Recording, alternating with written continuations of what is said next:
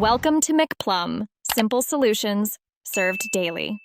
You start by confirming you have a Biostation 2 and know the admin PIN. This prevents lockouts.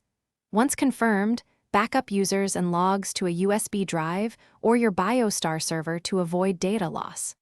Next, power off the unit, insert the USB, and power on while holding the menu key to enter service mode. This is the secure path to system-level options. Follow these steps now, so you can safely proceed to reset without unexpected data loss or bricking. Once in service mode, open Service menu, then System, and select Reset followed by Factory Reset. Make sure you choose Full Reset if you need a complete wipe.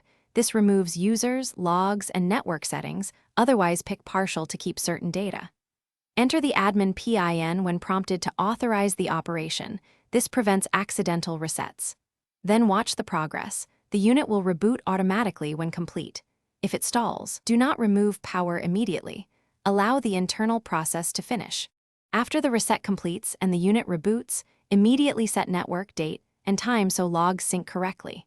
Once network is stable, restore users and templates from your USB or Biostar backup and verify access groups and templates to confirm successful recovery.